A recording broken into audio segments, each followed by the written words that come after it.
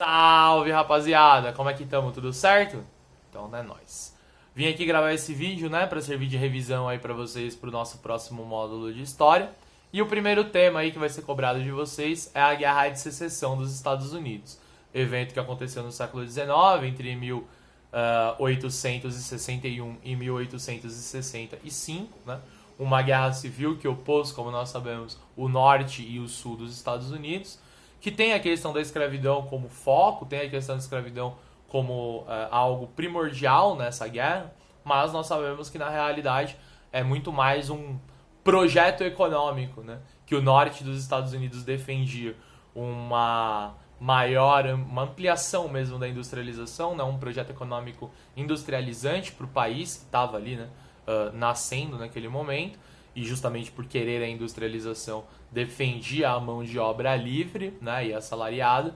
Já por outro lado, o sul dos Estados Unidos, com características desde a colonização como sendo um território agrário, né, um território de produção de monocultura voltado para o mercado externo, havia o interesse dessa manutenção da escravidão, né, para gerar mais lucros para os fazendeiros, principalmente os fazendeiros do algodão. Então a gente sabe que a Guerra de Secessão, né, a Guerra Civil, é uma guerra que opõe o Norte e o Sul e que vai ter, né, como grande foco a questão da escravidão, né? Uma vez que o Norte, mais industrializado, né, acaba tendo mais condições e acaba vencendo essa guerra, uma das consequências diretas, né, do fim da Guerra de Secessão é o fim da escravidão no território inteiro dos Estados Unidos. Né? A partir de 1865, não há mais escravidão no território dos Estados Unidos. Porém, nós sabemos que, apesar dessa guerra ter sido responsável por acabar com a escravidão nos Estados Unidos, isso não significa que o racismo norte-americano tenha acabado. Muito pelo contrário. Após a Guerra de Secessão, é que vai se consolidar as práticas segregacionistas, né, que vão levar, dentre outras coisas, à criação das leis de Jim Crow, que vão produzir mesmo uma política segregacionista, impedindo que os negros norte-americanos acessassem, né, as mesmas escolas, morassem nos mesmos bairros, se casassem com pessoas brancas, né? Então, o fim da Guerra de Secessão, ele acaba aí produzindo, né, esse segregacionismo. E tudo isso por quê? Porque o sul dos Estados Unidos, né, ao ser derrotado pelo norte na Guerra de Secessão, acaba tendo uma atitude revanchista, né, e acaba então utilizando o mecanismo, utilizando, né, do federalismo, em que cada estado pode regir as suas leis, acaba utilizando essa brecha, né, podemos dizer assim, essa brecha na legislação norte-americana, e acaba criando então essas leis segregacionistas. Então nós entendemos que a segregação racial dos Estados Unidos, ela acaba sendo uma consequência da Guerra Civil, por conta desse sentimento revanchista do Sul ao ser derrotado na Guerra de Secessão. Próximo tema, né? Próximo tópico, ainda falando dos Estados Unidos ali no século XIX, já na virada para o século XX, a gente vai tratar um pouco então a partir de agora da política externa norte-americana, né?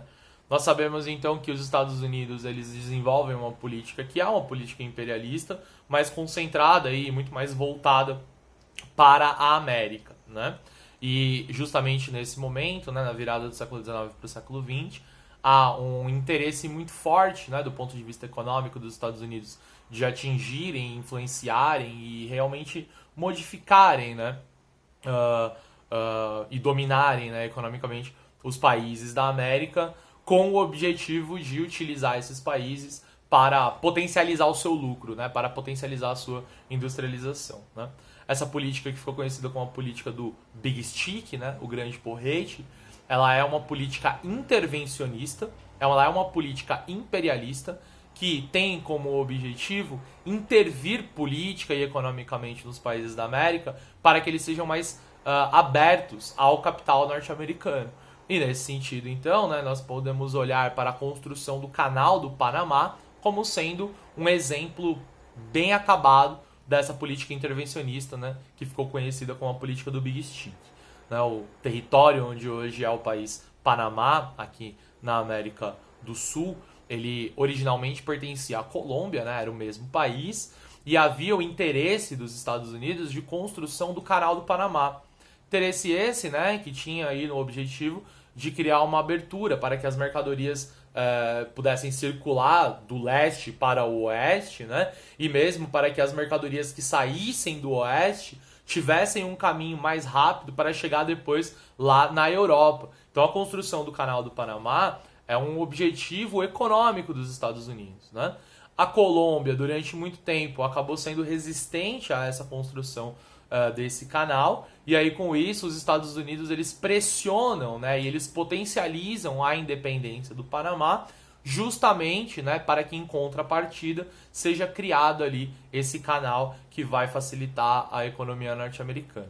Portanto, a construção do Canal do Panamá, a independência do Panamá e a posterior construção desse canal é uma prática exemplar da política do Big Stick, né, essa política imperialista dos Estados Unidos. Falando em imperialismo, vamos para o imperialismo clássico, né? Podemos dizer assim, imperialismo esse aí praticado, né, pelos Estados Unidos daqui na América, né, mas também e principalmente pelas potências europeias ali nos territórios da África e da Ásia, né? Quando a gente fala de imperialismo, a gente precisa sempre ter em mente que há uma relação direta entre essa política imperialista e o desenvolvimento industrial, que no século XIX, né, ficou conhecido como a Segunda Revolução Industrial, né? A Segunda Revolução Industrial, os avanços tecnológicos, as criações tecnológicas, né, que vão melhorar a produção industrial, elas vão pedir, né, que novas matérias-primas e que novas energias sejam utilizadas nesse processo industrial. Então, quando se cria um motor de combustão, por exemplo, interno, começa a se utilizar, né, começa a substituir o carvão como fonte de energia e passa a se utilizar o petróleo como fonte de energia, né, petróleo que não é abundante ali na Europa e, portanto, há uma relação direta entre as ações imperialistas e a necessidade pela obtenção de novas energias, né. Ao mesmo tempo, outros processos tecnológicos trazidos pela Segunda Revolução Industrial, como por exemplo o processo Bessemer, que acaba, né, auxiliando a mobilização, a utilização do aço, por exemplo, acaba facilitando, né, e criando uma necessidade pela obtenção de aço, né, de minério de ferro para as atividades industriais, né. Então, minério de ferro, né, é uma matéria-prima fundamental para a Segunda Revolução Industrial, que também não existe abundância na Europa e acaba sendo, então, alvo, né, dos objetivos imperialistas ali na África e na Ásia. Além dessa matéria-prima, né, além do minério de ferro, nós também podemos citar o látex, né, para a produção da borracha, que também não existe, né, é muito escasso na Europa a exploração do látex. A Segunda Revolução Industrial vai ter como um dos seus principais focos, né, a indústria automobilística. A indústria automobilística nasce na Segunda Revolução Industrial e justamente, né, ao nascer ali vai se haver uma necessidade de se obter mais látex para a produção, né, de pneus, enfim, para que isso seja incorporado à indústria automobilística. Então todas essas novas matérias-primas mais a energia do petróleo vai estar relacionada à Segunda Revolução Industrial e vai criar essa necessidade, né, para as potências europeias, e a partir dessa necessidade é que as potências europeias vão atuar de maneira imperialista na África e na Ásia.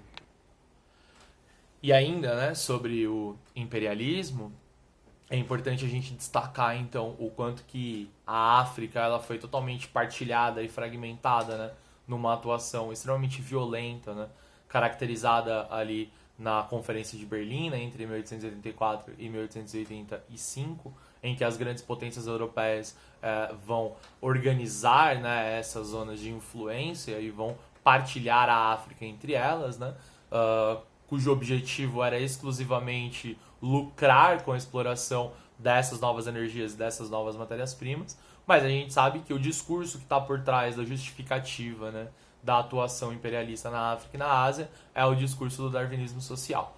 Por uma série de manifestações foi construído, né, um entendimento, né, e isso começa a ser divulgado cientificamente. Lembrem-se que o darwinismo social no século XIX, no começo do século XX, ele é visto como uma ciência, né, e era uma ciência que tinha como objetivo tentar comprovar a inferioridade de povos não brancos, né, de povos ou orientais ou africanos perante, né, a ação, perante a cultura europeia. Né? Então, esse darwinismo social nada mais era do que um entendimento deturpado de que havia raças, né, mais capazes do que outras. E justamente é esse discurso que vai orientar e que vai justificar a ação imperialista lá na África e na Ásia. Né? Nós sabemos que isso acaba sendo muito reproduzido por meio de um entendimento que também parte da religião. Né? Também cria-se uma ideia de que não há religião na África, não há religião na Ásia, portanto era necessário que os europeus levassem, né, a religião até lá. Também havia um entendimento de que as culturas produzidas, que circulavam, né, as culturas dos povos africanos e dos povos asiáticos, era uma cultura menor, né, então era necessário que se levasse a cultura. Tudo isso faz parte dessa justificativa, mas o darwinismo social, e aí eu friso isso para vocês, o darwinismo social, que é uma teoria pseudocientífica, que na época era tratada como ciência, na época era tratada como verdade, ela produz um entendimento no qual as raças não europeias, os grupos étnicos, né, não europeus, eles eram menos desenvolvidos do que os europeus. E, portanto, cabia aos europeus levar esse desenvolvimento até esses territórios.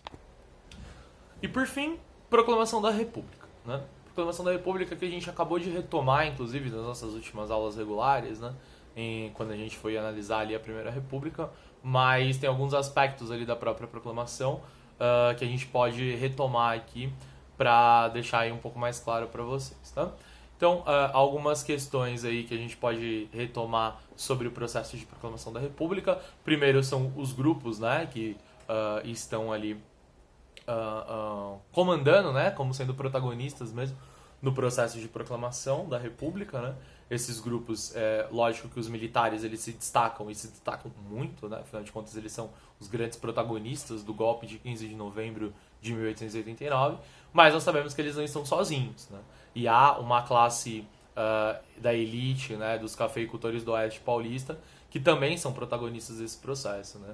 Um grupo que já estava, de certa forma, atuando no Império do Brasil, mas que vendo, né, a impossibilidade de modernização da economia brasileira, né, uma modernização que também não é nada muito revolucionário, né, uma modernização que basicamente defendia o fim da mão de obra escrava, mas por conta dos interesses, né, econômicos que isso envolve. A gente já estudou isso de uma maneira bastante exaustiva, inclusive. Então, é importante que vocês tenham em mente que um dos caráteres, né, que mostra o quanto que a nossa república ela não tem nenhuma transformação é o próprio fato de que ela foi feita, né, por grupos que já estavam presentes no Império, né, sem muito controle político, né, ainda com algumas necessidades para serem colocadas na ordem do dia. Mas ainda assim, ela é uma proclamação da República muito conservadora, né?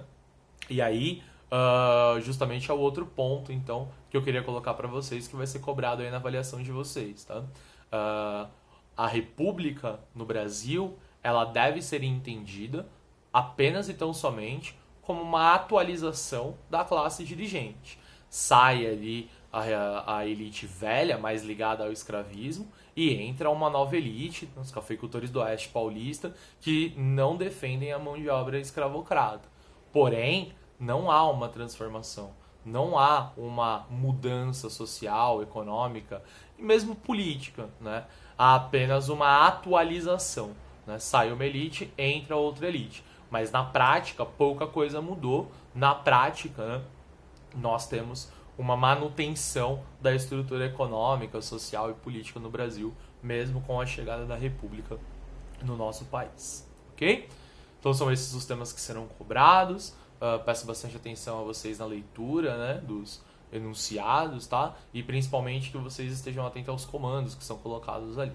De resto, qualquer dúvida que vocês tenham, qualquer coisa que vocês queiram aprofundar, ou qualquer dúvida, né, que talvez não tenha ficado claro aqui nesse vídeo, é só vocês deixarem aqui nos comentários, e aí deixem nos comentários públicos, porque aí eu posso, né, socializar ali as respostas e acaba ajudando outras pessoas. Fechou? Bons estudos para vocês aí, tamo junto, é tudo nosso, nada deles e arrasem!